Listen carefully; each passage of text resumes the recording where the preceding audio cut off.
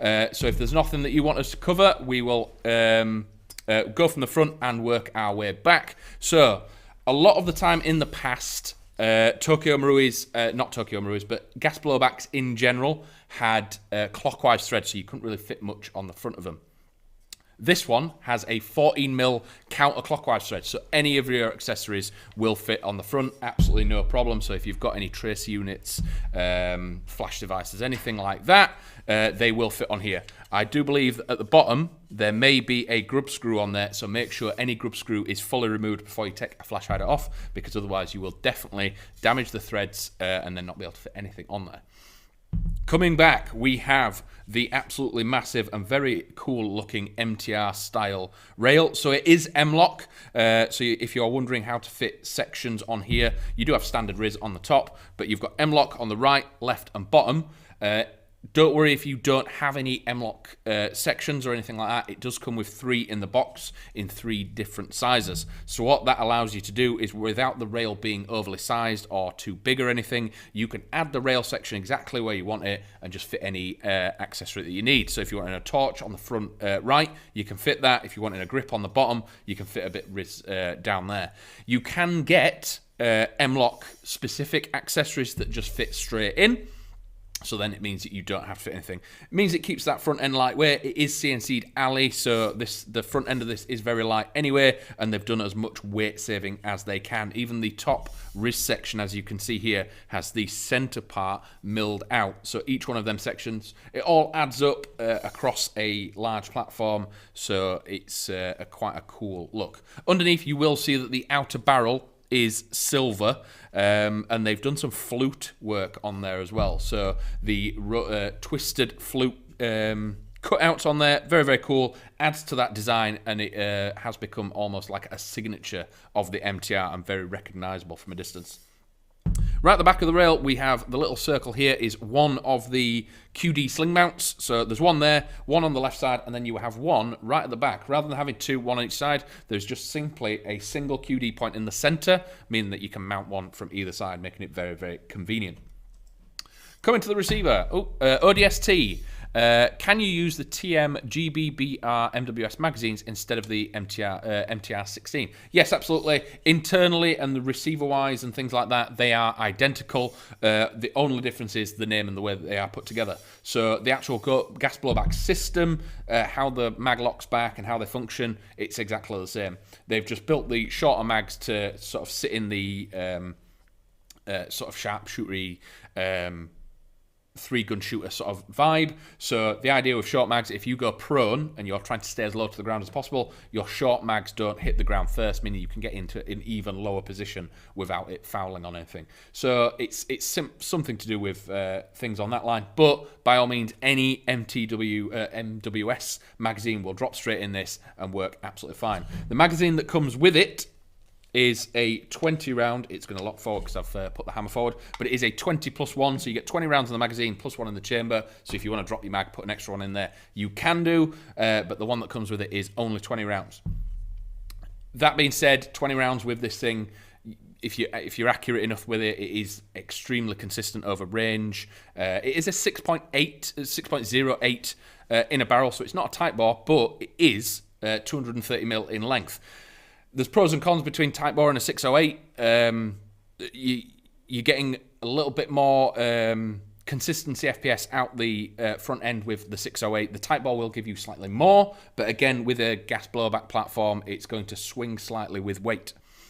So the 608 and a 230mm in a barrel means that it's going to reach out a very consistent and long distance. It's going to have a nice tight grouping at that range as well. So, the receiver and the controls, I do believe that apart from maybe the charging handle, absolutely everything on this is ambidextrous. So, the fire selector, as you can see, the fire selector is moving, but it is not going into safe. Very much the same as real steel. Unless this is racked and ready to fire, it will not go into safe, so it is quite an easy way to check whether or not it is loaded. On the right-hand side, you can see that it has the full safety catch there. On this side, it does have a slightly cut out one, so that when you are holding this, your thumb doesn't get in the way, knock it or anything like that. So it has a nice little ergonomic cutout in the fire selector. Mag release, we've got one on the right hand side and we have a matching one on the left. Bolt release, so when this thing locks back, you can either put the bolt forward with this one on the side here or the standard paddle on the left. The charging handle itself does have an extender on one side but not on the other, so that's the only part that's not 100% ambidextrous, but again, once it's racked, you're good to go. Trigger as well, we have a slightly different trigger than the standard MWS, so we have a bladed trigger, again leaning into that 3-gun precision shooter style thing. And again, what you'll notice as well, the actual trigger guard here has this extended bit on it.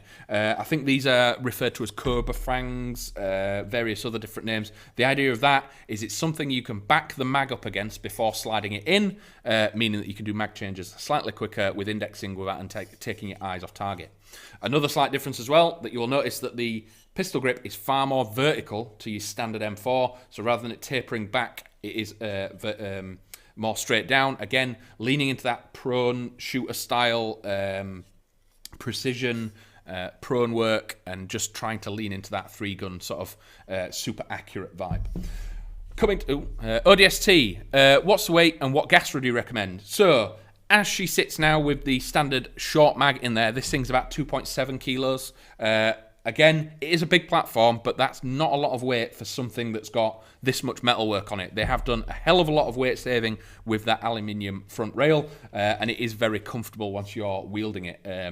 It's sort of very well balanced, especially in the sort of all the gubbins in the center here. Gas-wise, it's a TM. So pretty much anything is pretty much fine to go with. I wouldn't go much higher than maybe V8. V6 and V8 is probably where it's going to sit really nicely at. Again, when you go into the summer, you're going to have to slightly change what gas you use. In the winter, TMs are absolutely fantastic, so they will work all year round. You've just got to slightly adjust what gas you use. They are extremely consistent throughout the year as well in that sort of temperature range, but when you get to the summer, that FPS is going to rise and you don't want to creep over the sort of limit. Currently sitting about 320 FPS. I think I did it with Ultra Air when that was done on a 0.2, so it's not going to creep up 30 FPS with sort of temperature out, but if you increase the gas and wait till summer, it might increase it like 20-25 FPS, and with something with a long barrel like this, you don't want to be knocking on the door of that 350 on a gas weapon, because there could be that one day that it's a little bit too warm and then you can't use it. So stick to that sort of mid-range stuff. It's going to cycle perfectly. You're going to get every BB out of each mag. The TM range have been fantastic with that in the past, with even the pistol range and the normal MWS, that if you fill that mag with gas, you're probably going to get about 2 mags worth of BBs out of it, meaning that you're going to have a very consistent bolt lock. So those that haven't used gas weapons or recoil or TM in general, what you have is when the last BB fires, because this is a full working bolt system, once it empties, like the real thing, the bolt holds up and sticks to the back. Drop the mag out, stick a new one in, and hit the paddle on the left side or the extra one that's on this side. The bolt goes forward and you can carry on going. It does have full auto as well, so sorry, I meant BB weight. So normally with TMs and things like that, 2.5s, 2.8s are perfectly fine. Sometimes with this one, because you've got that longer barrel and some people are going to want to really sort of lean on the range and things of it, you could probably put 3.2s in this. Because it's got the full auto, you can't really tread on that DMR. It can probably set up for that if you wanted to tinker with it, but you could definitely set up as a semi-only and run this as a DMR. But personally, I think this is definitely a very much assault platform, so stick with that full auto. It will work quite consistently and quite well on full auto. A lot of gas blowbacks in the past, sort of very much in the past, sort of original gas platforms, after a couple of rounds in full auto, the mag used to cool down rapidly. The internal system wasn't as consistent as what TM have made, so you might only get half a mag out. These are more than capable of dumping an entire mag quite happily, and you'll have a lot of fun whilst you do it. Paul Eastwood, is there a carbine version at all? This is definitely a carbine. So lengthwise, this is the MTR. There is only one size in the MTR16, and that is this one. There is a gold limited edition version, but if you're after the MWS itself, there are multiple different ones. Internally and functionality-wise, they are identical, but there is various different builds with quad rails, the standard one, all sorts of different ones. But this being the MTR16, it is carbine length, being having the full length barrel and the 16-inch rail. So yeah. If you're after something shorter, the MWS standard version does have I think they do a CQB sort of block version that's a little bit shorter, so you have options when it comes to size of platform, definitely. Aaron, I just got one, love it, it's my first TM, nice, and I'm going to HPA it. Oh. Unfortunately, I'm not a fan of HPAing perfectly functional gas blowback platforms, because these things don't need it. If you're going to HPA something gas blowback, I'd probably go for something that has a slightly heavier recoil. And HPAing a gas blowback platform, after you've used it for a little bit, you'll realise that you're actually only slowing yourself down rather than speeding yourself up, because you have to HPA tap the mags. So that means you have to remove the line from the mag, swap your mag over, and then plug the line back in. When the functionality and the consistency out of these mags, you definitely don't need to do it. Run it for a bit, try and get some spare mags, run it without HPAing it first, and you'll realise that HPAing something like this is absolutely unnecessary. They just function absolutely perfectly as they are. I know some people like the HPA because they can adjust it and everything like that. They can change the FPS.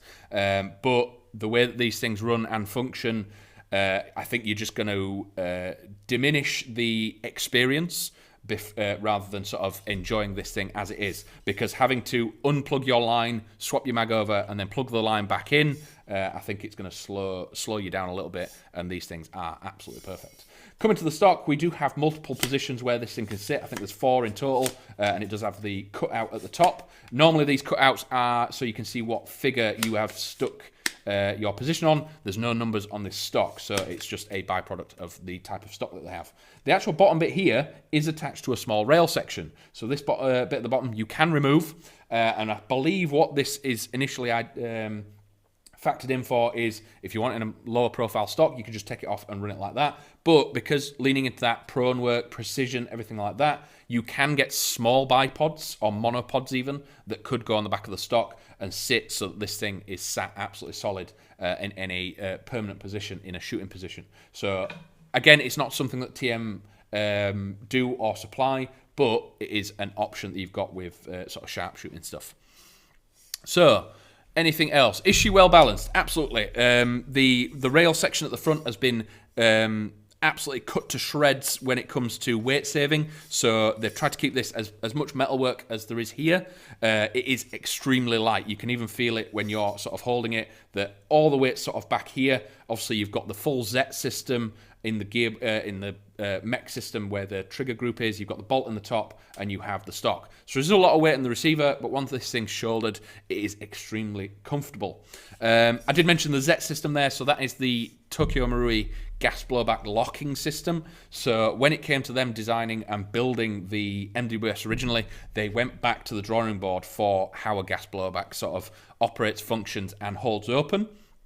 A lot of other ones, maybe Vipertech or things like that, have tried to do the short stroke or half stroke bolt to some success, but what they produced in this is just exemplary, and every single time, even when you think you're almost gassing out, this thing will hold open, meaning that you are not going to be sat there just firing gas out, if that makes sense. A lot of gas blowback platforms in the past, once they sort of start getting a little bit empty on gas, you'll end up having a few rounds that just you're not firing a BB, or it's not cycling far enough to load the next one. You're out of BBs and it's not locking back. With this, you have absolute kick confidence that it is functioning 100% all the time.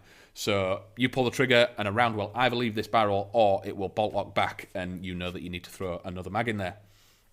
Again, the magazines do hold quite a lot of gas, so you will be able to load a few extra BBs in there, probably get about 2 mags worth of BBs per gas fill off a full-size mag. But if there's anything else, by all means, drop it down below and we will cover it. I am absolutely in awe of these things every time I see people run them. I've got a lot of mates that run MWSs. Absolutely love them. Built them into absolutely beautiful specimens of builds. I know people that have done the L119 off it. They've done Mark 18s off it. But I do know some people that just run these as they are, because the MTR in itself is a very, very pretty platform. So, a few quick features of what we covered for those that are joining us. It is fully ambidextrous, so you've got mag release and bolt hold open, bolt forward on both sides, and fire selector on both sides. Thread-wise, so does it have a thread? Yes. So normally, as I've said previously, gas blowbacks many years ago used to always come with clockwise threads. Now, they've seen the light, and it does have a 40mm counterclockwise thread, so absolutely any of your standard accessories will drop on there straight away if you want to run trace units, different sneaky beaky accessories, etc. The charging handle is the only part that's really not got the ambidextrous. It has the extender on one side and then the standard on the other, but you can pinch it and do it both ways.